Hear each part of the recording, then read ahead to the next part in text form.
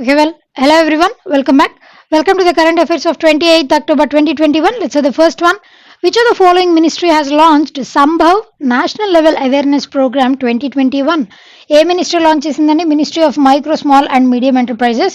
ఈ ఈ మినిస్ట్రీకి యూనియన్ మినిస్టర్గా సర్వ్ చేస్తున్నటువంటి నారాయణ్ రాణే ఈయన రీసెంట్గా న్యూఢిల్లీలో ఈ ఇనిషియేటివ్ని లాంచ్ చేశారు. బేసిక్లీ ఈ ఇనిషియేటివ్ యొక్క ముఖ్యమైనటువంటి మోటో ఏంటి అని అంటే మైక్రో స్మాల్ మీడియం ఎంటర్ప్రైజెస్. దీని త్రూ కాలేజ్ లెవెల్లో చదువుకున్నటువంటి స్టూడెంట్స్ వాళ్ళ రీసెర్చ్ యాక్టివిటీస్కి కానివ్వండి, అదేవిధంగా వాళ్ళు ఎంటర్ప్రెన్యూర్స్గా డెవలప్ అవ్వడం కోసం వాళ్ళకి కావాల్సినటువంటి స్కిల్ డెవలప్మెంట్ టెక్నిక్స్, అదేవిధంగా వాళ్ళకి కావాల్సినటువంటి ఫినాన్షియల్ అసిస్టెన్స్ అండ్ స్టార్టప్స్ని ఎంకరేజ్ చేయడం కోసం అని చెప్పేసి ఈ క్యాంపెయిన్ని లాంచ్ చేశారు. దీని ద్వారా ముఖ్యంగా ఈ క్యాంపెయిన్ అన్నటువంటిది ఒక మంత్ లాంగ్ క్యాంపెయిన్ అన్నటువంటిది దీంట్లో భాగంగానే కండక్ట్ చేస్తారండి. ఈ మంత్ లాంగ్ క్యాంపెయిన్లో ఈ అవేర్నెస్ అంటే ఫర్ ఎగ్జాంపుల్ ఇప్పుడు నేనే సో అండ్ సో కాలేజ్లో ఫైనల్ ఇయర్లో ఉన్నాను అనుకోండి. దాని తర్వాత నేను ఒక చిన్న ఎంటర్ప్రైజ్ నేను ఏదైనా స్టార్ట్ చేయాలి అని అనుకున్నా, లేదు నాకు ఏదైనా చిన్న బిజినెస్ ఐడియా ఉన్నా, మనకున్నటువంటి ఏరియా ఆఫ్ ఇంట్రెస్ట్లో గవర్నమెంట్ ఏ విధంగా గవర్నమెంట్ అనేటువంటిది చేయూతనిస్తుంది, దానిని దృష్టిలో పెట్టుకొని అవేర్నెస్ని క్రియేట్ చేయడానికి. అంటే ఫర్ ఎగ్జాంపుల్ నాకు అవగాహన ఉన్నప్పటికీ కూడా ఇలాంటి యాక్టివిటీస్ జరుగుతున్నాయి అన్నటువంటి ఆ కోణం లేకపోతే మనం చాలా వరకు మిస్ అయిపోతూ ఉంటాం. అలాంటి వాటన్నిటి గురించి అవగాహన కల్పించడం కోసమే ఈ 1 month long campaign, that is micro small medium enterprises. ఈ మినిస్ట్రీ వాళ్ళు రీసెంట్గా వాళ్ళని ఎంటర్ప్రెన్యూర్స్గా టర్న్ చేయడం కోసం అని చెప్పేసి ఈ ఉద్దేశంతో రీసెంట్గా ఈ ఇనిషియేటివ్ని న్యూఢిల్లీలో లాంచ్ చేశారు. Right, next one. Which of the following country has issued first passport with an X-gender marker? What is that country? And that is USA. Basically ఈ passport with gender X mark అన్నటువంటిది ఏంటి అని అంటే male లేదా female వీళ్ళిద్దరూ కాకుండా ఉన్నటువంటి third gender, that is nothing but transgender. ట్రాన్స్జెండర్స్కి కూడా యుఎస్ఏ అన్నటువంటిది పాస్పోర్ట్లో ట్రాన్స్జెండర్ అన్నటువంటి దానిని కూడా ఇంక్లూడ్ చేసినటువంటి దేశంగా ఈ దేశం ఇంప్లిమెంట్ చేసింది. దీనికంటే ముందు ఏ దేశాలు అలో చేయలేదా అండి ట్రాన్స్జెండర్స్ని అని అంటే నో, దే హ్యావ్ అలోడ్. ఆ దేశాలు వచ్చేసి ఏమేమి ఉన్నాయనంటే ఆస్ట్రేలియా అలో చేసింది, అదేవిధంగా కెనడా అలో చేసింది, నేపాల్ అలో చేసింది. ఈ విధంగా ఈ దేశాలు అన్ని కూడా అలో చేసాయి. దాని తర్వాత యుఎస్ఏ అన్నటువంటిది ఈ జెండర్ అంటే ఫర్ ఎగ్జాంపుల్ ఎల్జిబిటిఐక్యూ కమ్యూనిటీకి చెందిన వ్యక్తులు ఎవరైతే ఉంటారో వాళ్ళు మేల్ ఫీమేల్ అని కాకుండా ఇంకొక థర్డ్ కేటగిరీ, ఈ థర్డ్ జెండర్ కేటగిరీ ఏదైతే ఉంటుందో దాన్ని చూస్ చేసుకునేటువంటి ఆప్షన్ ఈ పాస్పోర్ట్లో వీళ్ళు అందించారు. దీని ద్వారా ఇది వెంటనే ఇమీడియట్గా ఎఫెక్ట్లోకి వస్తుందా అండి అంటే కాదు, నో. దీనికి సంబంధించి ఇంకా అవుట్డేట్ అయిపోయినటువంటి ఇన్సిడెంట్స్ అన్ని ప్లేసెస్లో అప్డేషన్స్ అనేవి తీసుకొని రావాల్సినటువంటి అవసరం ఉంది. అందుకోసం అని చెప్పేసి నెక్స్ట్ ఇయర్ బై 2022 దీనిని ఇంప్లిమెంట్ చేసేటువంటి అవకాశం ఉంది. దానిని రీసెంట్గా ఎవరు అలో చేశారని అంటే యుఎస్ఏ అలో చేసింది. క్లియర్ కదా? Right, next one. According to Refinitiv data which is the most valuable company in the world? What is it company అండి? ఇట్ ఈస్ మైక్రోసాఫ్ట్కి సిఇఓగా పనిచేస్తున్నటువంటి వ్యక్తి ఎవరున్నారండి మన భారతదేశం నుంచి? Satya Nadella. He is serving as a CEO of Microsoft. అయితే ఈ రిఫినిటివ్ డేటా అన్నటువంటిది ఈ రిఫినిటివ్ అన్నటువంటి సంస్థ ఏంటి అని అంటే మేజర్గా ఇది యూకే బేస్డ్ సంస్థ అండి. ఇట్లా ఫినాన్షియల్ ట్రాన్సాక్షన్స్ దానిని దృష్టిలో పెట్టుకొని ఈ సంస్థ అన్నటువంటిది ఈ ఫ్యాక్ట్స్ అండ్ ఫిగర్స్ వీటిని దృష్టిలో పెట్టుకొని ఇట్లా ర్యాంకింగ్స్ లేదా ఇండెక్సెస్ వాటిని రిలీజ్ చేస్తూ ఉంటుంది. ఫినాన్షియల్ కంపెనీగా మనం చెప్పొచ్చు ఈ రిఫినిటివ్ డేటా. అండ్ దీనికి రెండు హెడ్ క్వార్టర్స్ డిఫరెంట్ ప్లేసెస్లో ఉన్నాయి. ఒకటి న్యూయార్క్లో దీని యొక్క హెడ్ క్వార్టర్స్, ఒకటి ఆపరేషనల్లో ఉంది. ఇంకొక హెడ్ క్వార్టర్ వచ్చేసి ఎక్కడుంది అని అంటే లండన్లో దీని ఆపరేషన్స్ క్యారీ అవుట్ చేసేటువంటి ఆఫీస్ ఇంకొకటి లండన్లో కూడా ఉంది. ఈ విధంగా ఈ రిఫినిటివ్ డేటా వాళ్ళు ఇచ్చేటువంటి ఈ most valuable company in the వరల్డ్లో ఇప్పటివరకు ప్రపంచంలో మోస్ట్ వాల్యుబుల్ కంపెనీ అంటే ఏంటండి? చాలా మందికి తెలిసినంత వరకు దట్ ఈజ్ యాపిల్ కంపెనీ. కాకపోతే దీని అంటే యాపిల్ కంపెనీకి సిమిలర్గా దీని యొక్క మైక్రోసాఫ్ట్ యొక్క మార్కెట్ క్యాపిటలైజేషన్ అంటే ఏంటో కూడా నేను ఇదివరకు ఎక్స్ప్లెయిన్ చేశానండి. దీని యొక్క మార్కెట్ క్యాపిటలైజేషన్ అన్నది కొంతవరకు యాపిల్కి దగ్గరలో చేరువలో ఉన్నదట. ఎందుకు అనంటే యాపిల్ యొక్క షేర్స్ కానీ దీని యొక్క మార్కెట్ 0.3% అన్నది రెడ్యూస్ అయిపోయిన కారణం చేత రీసెంట్గా యాపిల్ యొక్క మార్కెట్ క్యాపిటలైజేషన్ ఎంత ఉందండి అనంటే $2.461 ట్రిలియన్. దీని యొక్క మార్కెట్ క్యాపిటలైజేషన్ ఇంత ఉంటే మైక్రోసాఫ్ట్ యొక్క మార్కెట్ క్యాపిటలైజేషన్ వచ్చేసి ఎంత ఉంది అనంటే $2.426 ట్రిలియన్. $2.426 ట్రిలియన్, $2.461 ట్రిలియన్ అంటే దగ్గరగా యాపిల్కి అతి చేరువుగా దాని యొక్క మార్కెట్ క్యాపిటలైజేషన్కి అతి చేరువుగా వచ్చింది. అండ్ ఇంకా ఫ్యూచర్లో ఇదే విధమైనటువంటి పందా కంటిన్యూ చేసి యాపిల్ వాళ్ళ యొక్క షేర్స్ ఇంకా డౌన్ అయిపోయాయి అంటే Microsoft will take the lead in future, no doubt in that. Clear కదండి? Right, next one. So which state or UT government has launched campaign that is Patake Nahi Diye Jalao? What is that UT అండి? That is New Delhi. దీనికి సీఎంగా serve చేసినటువంటి వ్యక్తి ఎవరండి? Arvind Kejriwal. He serving as the chief minister of new Delhi. ఇక్కడ campaign వచ్చేసి పటాకే నహి. పటాకే అంటే ఏంటండి? క్రాకర్స్ కాదు, దియే అంటే ఏంటి? ఈ దీపాలు వెలిగించండి, టపాకాయలు కాదు, బట్ దీపాలు వెలిగించండి అన్నటువంటి క్యాంపెయిన్ ద్వారా. ఎందుకండి న్యూఢిల్లీలో ఎప్పుడు ఇలాంటి క్యాంపెయిన్ ఏదో ఒకటి చేస్తూనే ఉంటారు అనంటే, న్యూఢిల్లీ అన్నటువంటిది మేజర్గా ల్యాండ్ లాక్డ్ యూటీ అండి. ఈ ల్యాండ్ లాక్డ్ యూటీ అయిన కారణం చేత ఏమవుతుంది అనంటే అక్కడ కొంచెం ఎయిర్ పొల్యూషన్ అయినప్పటికీ కూడా మ్యాసివ్ లెవెల్లో ఇంపాక్ట్ అన్నటువంటిది ఉంటుంది. అలాంటి వాటిని అవాయిడ్ చేయడం కోసం అని చెప్పేసి ఇక్కడ ఆల్రెడీ మీరు ఈ రీజియన్లో గమనించారనంటే ఢిల్లీ అండ్ దానికి చుట్టుపక్కల ఉన్నటువంటి హర్యానా, పంజాబ్ ఈ రీజియన్స్ అన్నిటిలో స్టబుల్ బర్నింగ్ కారణం చేత. స్టబుల్ బర్నింగ్ అంటే ఏంటండి? ఇది చాలాసార్లు మనం డిస్కస్ చేసాం. ఈ స్టబుల్ బర్నింగ్ దీనిని రెడ్యూస్ చేయడం కోసమే, ఎయిర్ పొల్యూషన్ని ఫిల్టర్ చేయడం కోసం అని చెప్పేసి మొట్టమొదట స్మాగ్ టవర్ని కూడా న్యూఢిల్లీలో ఇనాగ్రేట్ చేశారు అరవింద్ కేజ్రీవాల్ గారు. అది కూడా రీసెంట్గానే జరిగింది.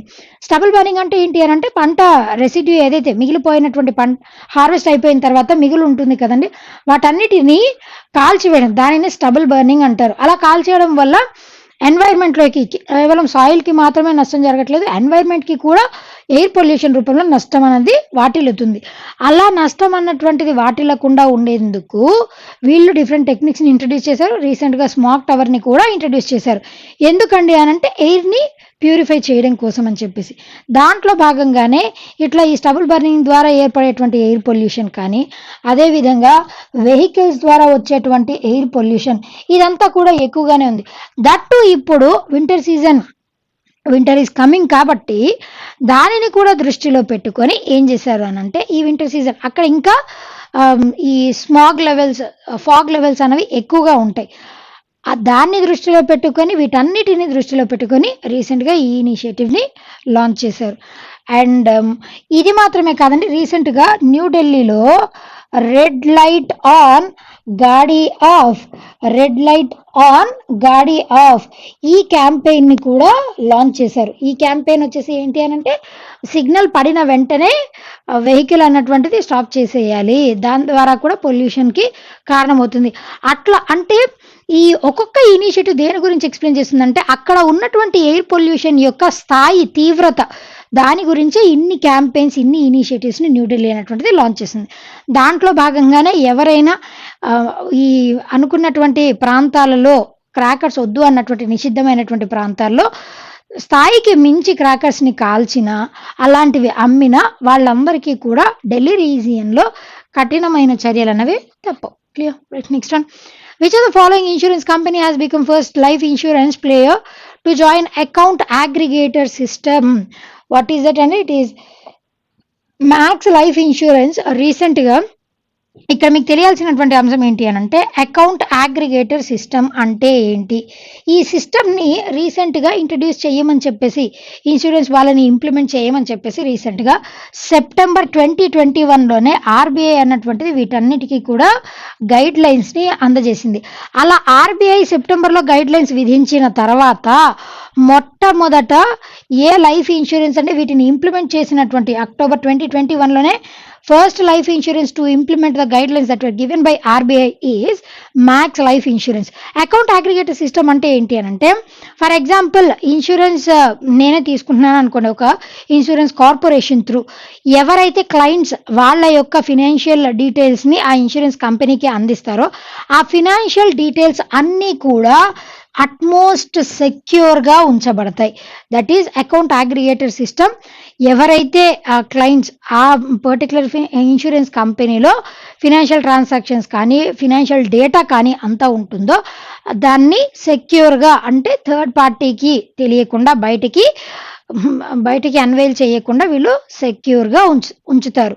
దానివల్ల కలిగేటువంటి లాభాలు చాలా ఉన్నాయి. వాటన్నిటిని దృష్టిలో పెట్టుకొని దీన్ని ఇంప్లిమెంట్ చేయమని చెప్పేసి ఆర్బీఐ ఈ గైడ్ లైన్స్ని మెన్షన్ చేసింది సెప్టెంబర్లో అండ్ అక్టోబర్లో దీనిని ఇంప్లిమెంట్ చేసేసింది. Right, next one. Which of the following bank has partnered with NPCI to launch credit card for armed forces on RuPay network? What is that bank అండి? That is Kotak Mahindra bank. రీసెంట్గా armed forces అంటే ఏంటండి? Army అవ్వచ్చు, navy అవ్వచ్చు, air force. ఈ 3 ఫోర్సెస్లో పనిచేస్తున్నటువంటి army personal ఎవరైతే ఉంటారో వాళ్ళందరికీ ఈ రూపే నెట్వర్క్ ద్వారా కోటాక్ మహీంద్రా బ్యాంక్ ఈ రూపే నెట్వర్క్ ద్వారా in collaboration with national payments corporation of India ఈ క్రెడిట్ కార్డ్స్ అన్నటువంటి దాన్ని లాంచ్ చేశారు. దీంట్లో వీర్ క్రెడిట్ కార్డ్ అని, వీర్ స్పెషల్ క్రెడిట్ కార్డ్, ఇట్లా డిఫరెంట్ క్రెడిట్ కార్డ్స్ని లాంచ్ చేశారు. ఒక్కొక్క క్రెడిట్ కార్డ్కి ఒక్కొక్క ఫీజిబిలిటీని కల్పిస్తారు. దీని ద్వారా ఏంటి అంటే షాపింగ్ చేసినప్పుడు రివార్డ్స్ రావడం కానీ, ఇన్సూరెన్స్ కవర్ అవ్వడం కానీ, ఇలాంటి ఎడిషనల్ బెనిఫిట్స్ త్రూ వీళ్ళకి క్రెడిట్ కార్డ్స్ని అందజేసేటువంటి దిశగా కోటాక్ మహీంద్రా బ్యాంక్ ఈ ఇనిషియేటివ్ని లాంచ్ చేసింది. ఇది వరకు కూడా మీరు గమనించినట్టయితే ఐడిఎఫ్సి ఫస్ట్ అన్నటువంటి బ్యాంక్, ఈ ఐడిఎఫ్సి ఫస్ట్ వాళ్ళు నావీ పర్సనల్ కోసం అని చెప్పేసి ఆనర్ ఫస్ట్ అన్నటువంటి ఇనిషియేటివ్ని లాంచ్ చేసింది. Honour first, it was the initiative that was launched for the sake of navy personnel by which bank అండి? IDFC first bank. ఇట్లా ఒక్కొక్క బ్యాంక్ ఒక్కొక్క ఈ డిఫెన్స్ రంగంలో ఉన్నటువంటి వివిధ ప్రజల కోసం, వాళ్ళ ఆర్మీ పర్సనల్ కోసం లేదా నావీ పర్సనల్ కోసం, ఎయిర్ ఫోర్స్ పర్సనల్ కోసం ఒక్కొక్క బ్యాంక్ ఒక్కొక్క తరహా ఇనిషియేటివ్స్ని ఇంట్రడ్యూస్ చేస్తుంది. Right, next one. ESA's Proba 1 mini satellite completed how many years? రీసెంట్గా ఎన్ని ఇయర్స్ కంప్లీట్ అయిపోయిందండి? 20 ఇయర్స్ కంప్లీట్ అయిపోయింది. ఈ ESA ప్రోబా శాటిలైట్ అన్నటువంటిది యూరోపియన్ స్పేస్ ఏజెన్సీ వాళ్ళు లాంచ్ చేసినటువంటి ప్రోబా శాటిలైట్. జనరల్గా దీని యొక్క సైజ్ ఎంత ఉంటుందండి అని అంటే ఒక మినీ ఫ్రిడ్జ్ ఎంతైతే ఉంటుందో సేమ్ అంతే ఉంటుంది. దీనిని ఇనీషియల్గా దేనికోసం ఇంట్రడ్యూస్ చేశారండి అని అంటే టెక్నాలజికల్ ఎన్హాన్స్మెంట్, అదేవిధంగా టెక్నాలజికల్ డేటా ఇచ్చేటువంటి శాటిలైట్గా ముందు దీనిని ఇంట్రడ్యూస్ చేశారు. కాకపోతే దాని తర్వాత కాలంలో ఏమైంది అని అంటే ఎర్త్కి సంబంధించినటువంటి ఇమేజరీ ఆబ్జెక్ట్స్ ప్రొవైడ్ చేయడం, ఎర్త్ స్పేస్, ఆ స్పేస్లో ఉన్నటువంటి దాని చుట్టుపక్కల ఉన్నటువంటి దాని గురించినటువంటి ఇమేజెస్ ప్రొవైడ్ చేయడం కానీ కంటిన్యూస్గా ఇప్పటికీ కూడా ఆపరేషనల్లోనే ఉంది. ఆ డేటా ద్వారా ఇక్కడ ఉన్నటువంటి సైంటిస్టులు సో దట్ అక్కడ ఏ విధమైనటువంటి మార్పులు చోటు చేసుకుంటున్నాయి, ఇక్కడ మనం చేసేటువంటి పనుల వల్ల అక్కడ ఏమన్నా ప్రభావం పడుతుందా, వీటన్నిటినీ కూడా వాళ్ళు అంచనా వేయడానికి ఈ శాటిలైట్ ద్వారా వచ్చేటువంటి ఇమేజెస్ కానీ అండ్ ఇతర వేరే ఇన్ఫో చాలా ఉపయోగకరంగా ఉంటుంది. రీసెంట్గా దాన్ని ఇంట్రడ్యూస్ చేసి ఇప్పటికీ ప్రస్తుతానికి కూడా ఆపరేషన్లో ఉండి 20 ఇయర్స్ కంప్లీట్ చేసినటువంటి శాటిలైట్ ఏది అని అంటే this is the one. Clear? Right. ESA యొక్క హెడ్ క్వార్టర్స్ వచ్చేసి ఎక్కడ ఉన్నాయండి? Paris. Right. Which state CM has launched a unique academic scheme that is education at your doorstep? What is that state అండి? It is Tamil Nadu state. రీసెంట్గా తమిళనాడు దీని యొక్క capital city ఏంటండి? Chennai is the capital of Tamil Nadu. And దీనికి సీఎంగా serve చేసినట్టు, తమిళనాడు స్టేట్కి సీఎంగా సర్వ్ చేసినటువంటి వ్యక్తి ఎవరండి? MK Stalin. He serving as the CM of Tamil Nadu. అయితే ఇక్కడ education at your door step అన్నటువంటి కాన్సెప్ట్ ఏంటి అని అంటే, దీని ద్వారా ఒక 20 మంది పిల్లలకి ఒక వాలంటీర్ ఉంటారు. వాలంటీర్ అండ్ స్టూడెంట్ రేషియో వచ్చేసి ఎంత ఉంటుంది అని అంటే 20 స్టూడెంట్స్ ఉంటే వాళ్ళ కోసం అని చెప్పేసి ఒక వాలంటీర్ ఉంటారు. అదేవిధంగా దీంట్లో గవర్నమెంట్ స్కూల్ స్టూడెంట్స్ కవర్ అవుతారు, ప్రైవేట్ స్కూల్ స్టూడెంట్స్ కవర్ అవుతారు, గవర్నమెంట్ ఎయిడెడ్ స్కూల్ స్టూడెంట్స్ కూడా దీంట్లో కవర్ అవుతారు. ఎందుకంటే ఈ ఇనిషియేటివ్ని లాంచ్ చేశారు అని అంటే, COVID-19 పాండమిక్ వల్ల చాలామంది స్టూడెంట్స్ అకాడమిక్ ఎడ్యుకేషన్ని లాస్ అయిపోయారు. దాని తర్వాత చాలామంది స్టూడెంట్స్ ఎడ్యుకేషన్ని ఎడ్యుకేట్ అవ్వాలి అని అంటేనే భయపడేటువంటి పరిస్థితి. ఎందుకు అని అంటే not because of pandemic create చేసినటువంటి ఎకనామిక్ క్రంచ్ వల్ల వాళ్ళు చదువుకోలేనటువంటి పరిస్థితి. అందుకోసం అని చెప్పేసి వాళ్ళందరి కోసం స్పెసిఫిక్గా 2 లక్షల స్టూడెంట్స్ కోసం అని చెప్పేసి 2 లక్షల వాలంటీర్స్తో ఈ ఇనిషియేటివ్ని లాంచ్ చేశారు. దీని ద్వారా పాసిబుల్ అయినటువంటి స్టూడెంట్స్ అందరికీ కూడా ఎడ్యుకేషన్, జనరల్గా మనం government services at your door steps అన్నటువంటి కాన్సెప్ట్ గురించి వినుంటాం. కాకపోతే education at your door step అన్నటువంటిది మొట్టమొదటిసారిగా మనం తమిళనాడు స్టేట్లోనే ఐడెంటిఫై చేయవచ్చు. ఎడ్యుకేషన్ అన్నటువంటిది ఏ లిస్ట్ కిందకు వస్తుందండి? మనకి జనరల్గా స్టేట్ లిస్ట్, సెంట్రల్ లిస్ట్, అదేవిధంగా కాంకరెంట్ లిస్ట్ అని 3 లిస్ట్ ఉంటాయి. మరి education comes under which list అని అంటే, it comes under concurrent list. Concurrent list అంటే ఏంటి అంటే, ఈ ఎడ్యుకేషన్ పట్ల ఏమైనా ఎన్హాన్స్మెంట్స్ చేయడానికి స్టేట్కి పవర్ ఉంటుంది, యాజ్ వెల్ యాజ్ సెంటర్కి కూడా పవర్ ఉంటుంది. రీసెంట్గా వచ్చినటువంటి నేషనల్ ఎడ్యుకేషన్ పాలసీ 2020 దీని గురించినటువంటి గైడ్ లైన్స్ అండ్ వాటిని ఇంప్లిమెంట్ చేయమని చెప్పేసి సెంటర్ ప్రతి స్టేట్కి కూడా గైడ్ లైన్స్ని అందించింది. ఎందుకు అనంటే ఎడ్యుకేషన్ అనేటువంటిది కాంకరెంట్ లిస్ట్లో ఉంది కాబట్టి. అండ్ స్టేట్స్కి ఏమన్నా ఐడియా తట్టినా కూడా అది సెంటర్కి గైడ్ లైన్స్ అన్నటువంటి వాటిని పాస్ చేయొచ్చు. ఎందుకు అనంటే పరస్పరం కోఆపరేటివ్ ఉంటుంది కాబట్టి it comes under concurrent list education. Clear? Right. Next one. Recently, who has been appointed to Board of Trustees of Smithsonian's National Museum of Asian Art? ఎవరు అపాయింట్ అయ్యారండి? Isha Ambani. She is the daughter of Mukesh Ambani and Nita Ambani. అయితే నీతా అంబానీ ఇది వరకు ఇట్లా museum of art దీంట్లో one of the board ట్రస్టీస్గా ఆవిడ already serve చేస్తున్నారు. రీసెంట్గా ఆవిడ కూతురు అయినటువంటి ఇషా అంబానీ ఈ నేషనల్ మ్యూజియం ఆఫ్ ఆర్ట్ ఇది ఎక్కడుందండి అని అంటే US based museum of art. దీంట్లో ఇది ఇప్పటికీ స్థాపించి 2023వ సంవత్సరానికి 100 yearsని కంప్లీట్ చేసుకుంటుంది. 2023 అంటే 1923లో దీన్ని ఎస్టాబ్లిష్ చేసి ఉండొచ్చు. అయితే అప్పుడు ఎస్టాబ్లిష్ చేసినటువంటి ఈ మ్యూజియం ఆఫ్ ఆర్ట్లో ఏషియన్ కాంటినెంట్కి చెందినటువంటి అన్ని రకాలైనటువంటి art dating from Palaeolithic age అంటే ఏంటండి? పేలియో అని అంటే ఓల్డ్ అని అర్థం, లిత్ అంటే స్టోన్, పేలియోలిథిక్ అంటే ఓల్డ్ స్టోన్ ఏజ్. స్టార్టింగ్ అంత హిస్టరీ కూడా ఎట్లా స్టార్ట్ అయిందండి? Palaeolithic age, Mesolithic age, neolithic age, దాని తర్వాత చాల్కోలిథిక్ ఏజ్, దాని తర్వాత ఇండస్ వ్యాలీ సివిలైజేషన్ అనేటువంటిది స్టార్ట్ అయింది.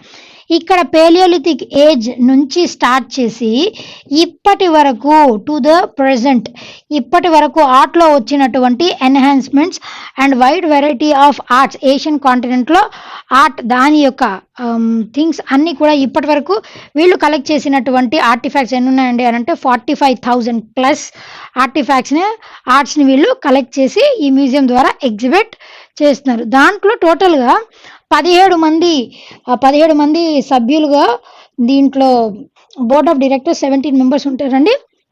దాంట్లో వాళ్ళు కొంతమంది అదేవిధంగా బయట సిటిజన్స్ కూడా ఉండవచ్చు. 9 మంది సిటిజన్స్ని తీసుకుంటారు. And one of the member ఈ బోర్డు ట్రస్టీస్లో వన్ ఆఫ్ ద మెంబర్గా ఇషా అంబానీ గారిని రీసెంట్గా అపాయింట్ చేశారు. Right. Next one, the last one for today. Dr. Krishnan Nair passed away recently. He was a renowned. Who is he? He was a renowned oncologist. Basically, he is from Thiruvananthapuram. Thiruvananthapuram is the capital city of which state? And that is the capital city of Kerala. కేరళకి capital city అయినటువంటి తిరువనంతపురం నుంచి ఉన్నారు. Oncologist అంటే ఏంటండి? A person who treats cancer tumours, అలాంటి వ్యక్తిని oncologist అని అంటారు. Oncology is nothing but study of cancerous tumours, and ఎవరైతే దాన్ని డీల్ చేస్తారో ఆంకాలజిస్ట్ అని అంటారు. అలాంటి వ్యక్తిని. ఇక్కడ తిరువనంతపురంకి చెందినటువంటి వ్యక్తి ఈయన. అండ్ అర్లియర్ చాలా సంవత్సరాల నుంచి ఇప్పటి వరకు క్యాన్సర్ ట్రీట్మెంట్ కోసం అని చెప్పేసి వచ్చినటువంటి patients, some downtrodden sections, underprivileged సెక్షన్స్కి చెందినటువంటి ప్రజలు, వాళ్ళందరూ ఎవరైతే ఈ క్యాన్సర్ బారిన పడి ట్రీట్మెంట్ అందుకోలేనటువంటి స్థాయిలో ఉంటారో వాళ్ళందరికీ కూడా ఫ్రీ ఫెసిలిటీని కూడా కల్పించినటువంటి వ్యక్తి క్యాన్సర్ ట్రీట్మెంట్. అదేవిధంగా డబ్ల్యూహెచ్ఓలో one of the expert committees, ఈ క్యాన్సర్కి సంబంధించినటువంటి ఎక్స్పర్ట్ కమిటీస్లో ఈయన ఎక్స్పర్ట్ కమిటీకి చైర్పర్సన్గా కూడా ఇది వరకు సర్వ్ చేసినటువంటి వ్యక్తి. Recently he has died because of age old ailments వల్ల ఈయన చనిపోయారు. డబ్ల్యూహెచ్ఓ యొక్క హెడ్ క్వార్టర్స్ ఎక్కడ ఉన్నాయండి? Those are Geneva, Switzerland. అదేవిధంగా దీనికి డైరెక్టర్ జనరల్గా ఎవరు ఉన్నారండి? టెడ్రస్ అథోనామ్ దీనికి డైరెక్టర్ జనరల్గా సర్వ్ చేస్తున్నటువంటి వ్యక్తి. ఈ విధంగా because of age old ailments ఈయన చనిపోయారు.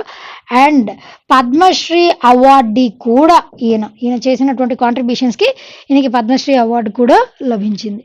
క్లియర్ కదండి? Okay, well, that's all for today. We'll be meeting again tomorrow. Until then, be fit, be consistent, and thank you.